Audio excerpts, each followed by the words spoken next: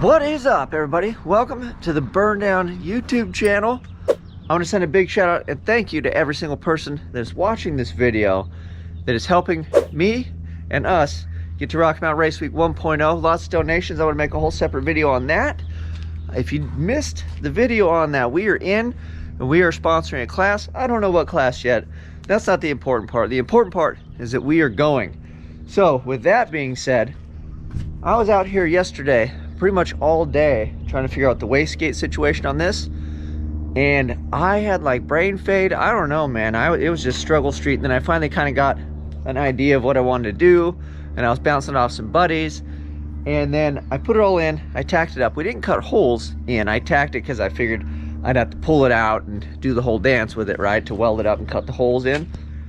And I realized that the one pipe is a bit long and I don't really like it, so we're gonna take that one off and try new placement. So I could maybe refer to yesterday's video, but I don't even think I'm gonna put that one out because it's confusing to you guys when I do that, and I do a whole video on something and I come back the next video and completely change it. So yeah, we'll be a little light on videos this week, I think, because I spent a whole day and then we're gonna kind of go backwards. But hopefully we can move this one, figure it out, and then we'll spend a little time doing some welding. I think maybe we can get some stuff done. So I'd like to get this thing done, welded, and get those wastegates on and done today. So let me show you what I got, show you what we're changing, and then we'll go from there. I turned my back for a second, and he's chewing on the downspout.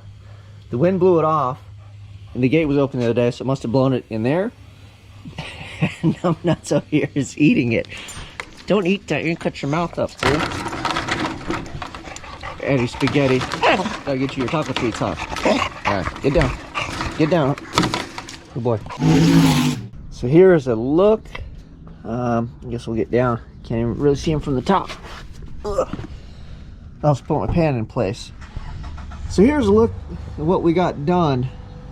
And that one's cool. Nothing's cut in, it's just tacked, right? So this is kind of the idea. And this one was like, it kind of bugged me a bit, but I figured it is what it is. It's higher than this, but it would just vent to atmosphere here, and you'd kind of be able to see it. I liked how this guy was tucked up. We could just run a pipe down. So the initial idea was to just run a pipe down level with this one and call it good. But you can see that pipe. I'll take this guy off, but it goes way back there. So that's a long run, and then I'd probably have to brace this because of stress and the whole nine.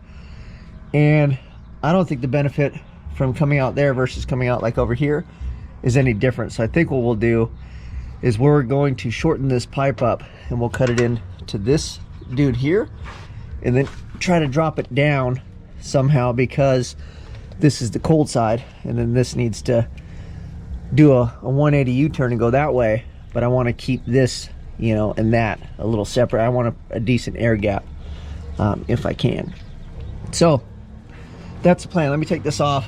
We'll take this tack off of there. But yeah, that is how it looks right now. So the plan for today is to have this guy come out of this opening and then cut it into the pipe there. Not specifically right here, but in the vicinity. I mean, hell, maybe we can even 45 off that thing and just have it come down here, right, over the frame. Also, that'll make it easier to take the hot side out, because this one's under and that one's above.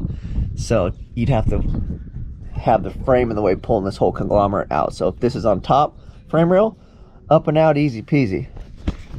So let's undo this work that I did, and it basically took me all day to do that, believe it or not, and see if we can get it sorted out today. As you can see, we made a big old mess yesterday, cutting and coping and grinding, and then this is the culprit that we took off, so you can see the length of that guy. It's well over a foot. So what we're gonna do is we're gonna do a much shorter piece, something like this, on like a 45. So this is technically a 45. I have to cut my fingers off, but we're just gonna come up and out of this area. Whoop. Like something like that. We'll start with the 45 and see how we need to cope it, and then it's gonna kind of get to be a cluster over here, but we'll put this guy down, something like that, and then that guy is just gonna 180. So we'll try to give it as much air gap as possible without making this thing hanging it out too far. But the bottom part is where your exhaust comes out. So, oh, that hurt my hand. It has to be past the frame, you know, like that, so the pipe can come down. I can't have it. I mean, it'd be firing into the frame. I guess it's not the end of the world, but we'll figure it out. So we're gonna start by making a piece, throwing a 45 on it, because I can do that with the chop saw. And we'll leave it long and kind of see where it sticks out and go from there and just eyeball it until we get this guy in a happy place. And I'll bring you guys back whenever that is. Little chop, a little snip, cut, tuck. So we spent a bunch of time coping this, and then for fitment, I have another piece of 2.5 here. So I would cope it and fit it, you know, and you can see the fit. Yeah, a little bit of gap. We can probably work it a little bit more, but we're pretty darn close. And then I put it up in there, and I marked where the little leg comes through right there. So we want to be past that, so I can weld the little V-band for that dude over there on here. So we're gonna cut this down. I'll cope this a little bit better. We'll try to get it as nice as possible, and then we'll tack it in there. Then we should be able to pull the whole conglomerate out. Well, we'll tack it in, and then we'll fit that. And if it looks good, we'll pull the whole conglomerate, cut holes, weld it up, and then put it back in, hopefully, with these guys in their home. Got her tacked in, moment of truth. So I worked on the coping a little bit more, and we'll see how we go with that. And then the cool thing is I don't know if you can see, but this is the brace for the turbo, and then now that this goes next to it, we'll be able to tie those two together for a little more support. So it'll at least hold this, I guess. I guess it puts more strain on there, but again, we can add supports as we go, because we'll have the big Mamma Jamma exhaust, and then we'll figure out more. I'd like to support this big old dog if I could, maybe put something on it to run a stringer, so we'll see. That's last, so we can get all that done later. Bada boom, bada bing. And then we can come off with some little pipe boys, you know, to get it down however far we want to go with it. We'll have to measure, we can do that last, not a big deal. And then again, we were off the frame, so I stuffed my glove in there when I welded to make sure I had a gap there. And then we'll get we can weld it on either side to help support that as well. So I might even make a support for this guy at some point, just to hold the weight of this when they get real hot with all the heat, so it doesn't do one of those on me. So I like it. We're gonna pull this thing out, take everything off, pull this hot side out, and then I still have to cut holes. If you're wondering, I didn't cut holes, I just tacked where I need them to be. We're gonna take this all out, do a marker, mark everything so I can put it back in the right spot, and then we'll cut a hole. We'll have to tack everything back together, put it all back in like this to make sure it's good, and then weld it up. So you can see how long this stuff takes and why, if you want stuff in a specific location. That's the way I do it. You guys let me know in the comments, you know, how you go about doing it. Do you just kind of eyeball it, cut a hole, glue it on there, life is good? Or, you know, when you're getting specific, it's basically in and out, setting it up a bunch of different times. So let me know.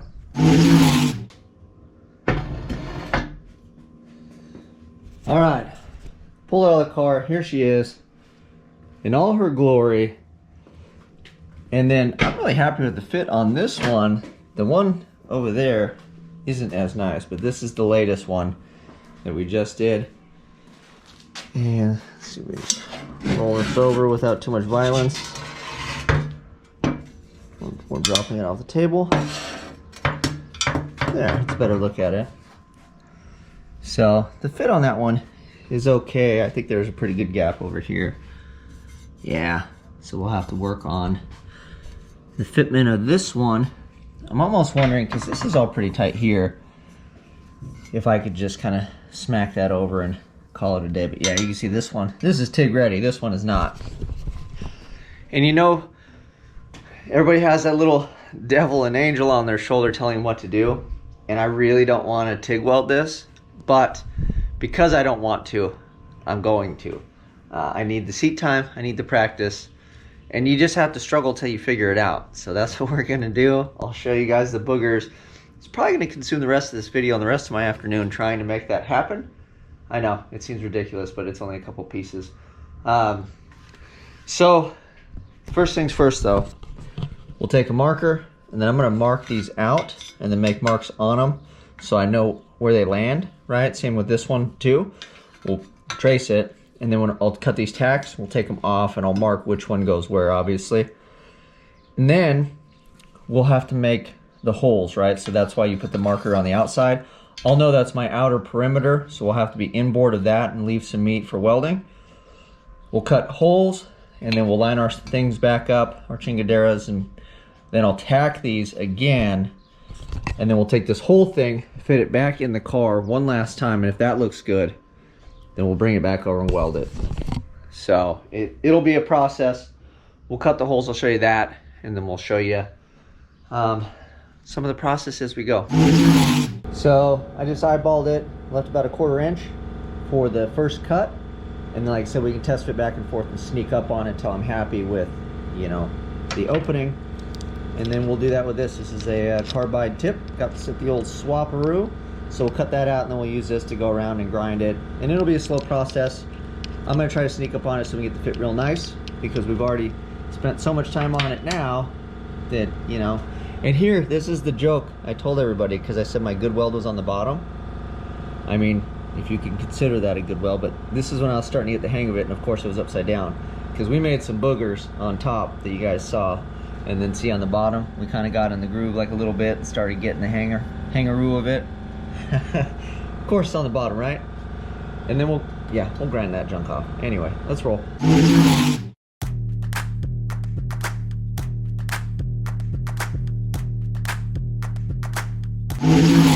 Give you guys a look at the holes. So these are the holes. We got a little froggy with this one, but we're still good. And then that one, it looks smaller, but when you put this on there, let's see if I can show you guys.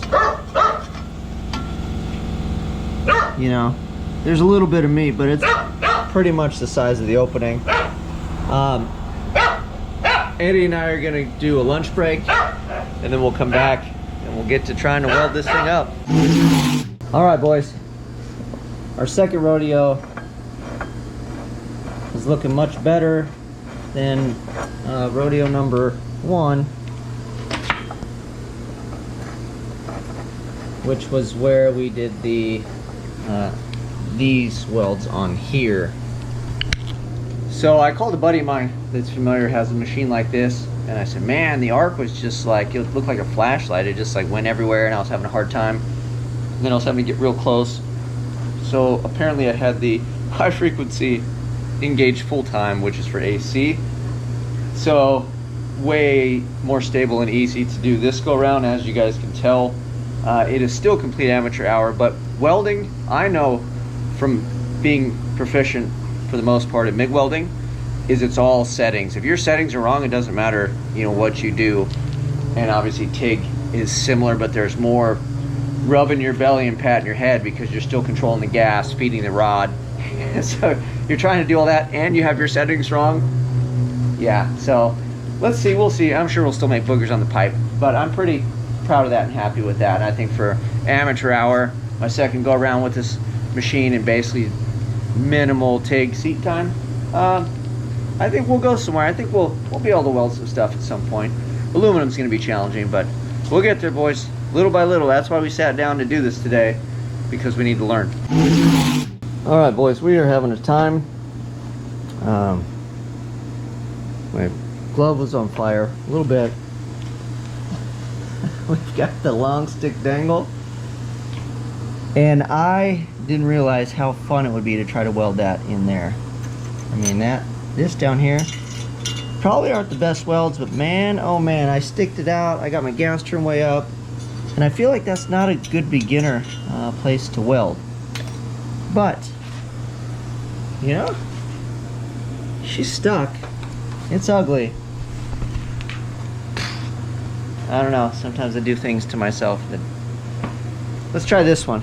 the access is a lot better, so maybe we could pretend to be heroes on this one. But I was feeling good about myself until I backed myself to a corner, and then I was like, I'm not gonna be able to weld this. And I started pouting a little bit, but I'm like, you know what? We'll just figure it out. I think it's stuck together. We're good. Let's keep rolling. Bam! That is right. So much for the test fit. We just went straight huckleberry on this thing. But, ta-da! So, we did these guys. I think I showed you. Oh, I'm sorry, not those guys. These guys. So I was pretty happy. Again, those are really easy bench, you know, sitting. And then we got into this action. And I'll tell you what, the hard angles under here, it was tricky. And then this one was just, well, that one in there was redonkulous. And then that guy down here, you know, the more stuff you have in the way. And then we got a little bit of volcano action. I did back purge when we did these. So we'll just take and zip that with the little carbide dude that's fell on the floor. And we'll give it a chance to cool off a bit, give myself a chance to cool off a bit. I'll grind off some of these boogers and all the fun stuff. And then this isn't attached yet, but I want to bolt it all down and then bolt this to the car, because I feel like if I weld this now, it's going to suck it over, and then the damn thing's not going to want to bolt down. So we'll bolt down. I'll just MIG zap that leg to this guy. So that is the plan. Give us a cool off. I'm gonna bolt it on, and we're gonna take a look at it. All right, I was gonna bring you guys along while I struggled to put it back in, but the neighbor was rocking out, and I didn't want to strike on my channel. So, ta-da! I left this off so you could see, and then I grabbed just a MIG weld from this guy to that guy. But yeah, they're in there. I like this better. Although, again, the turbo, you know, it'll come out and it'll do a hard 180 right here, because it's got to come through here, back, you know, down. We'll try to keep it down and out of the airflow. So it is what it is. I mean, stuff will be tight, and then we'll have to clock these guys. And then Apple was nice enough to tell me, basically we connect both of these together and then just monitor one is really how this works, which I didn't know. I've never had dual gates like this on a single, although I probably should have known, because I have all of that hooked up in there the same way. So, and that's twin turbo. So essentially I believe it's the same as like hooking up twins, but we only have the single dingle. So that is it, man. I'm pretty excited. I'm glad I chose to TIG weld today, and then I ran the setting by my buddy, because I would have just been on Struggle Street, and then there's no way in hell those really difficult welds underneath there. I struggled. It took me quite a while, but I'm glad that I got it. We didn't blow holes and stuff. I just took my time. It did test my patience, because I'm not very good at it yet, and I want it to be done, but that's the name of the game. So yeah, big shout out to my buddy Travis for helping me out. And then he runs these machines all day, every day, all the time, so he knows it way better than obviously I do. So it's great that I can reach out and have a buddy that knows his stuff, and he's got the same machine as me. So when it comes to aluminum, I think I'm gonna have my buddy help me, but I would like him to come over at some point and just show me the ropes and settings, and I think that'll get me kind of on my way. And mainly I feel like everything else, I just need seat time. I need correct settings with seat time, because seat time without the correct settings, they ain't doing nobody no good. So thank you very much, guys. Thank you guys for supporting. I'm going to try to get all my merch going. I know I keep saying that every single video. I did find a good source to get posters, so I'm very excited about that, because I have the poster artwork, and I'm actually glad I lagged and didn't send it out, because I'm actually going to get a better deal on the printing, which is awesome. So I'm very excited about that. So we'll get everything wrapped. I got to clean up. You guys know what to do. Like, subscribe, share. Till next time, I'm out.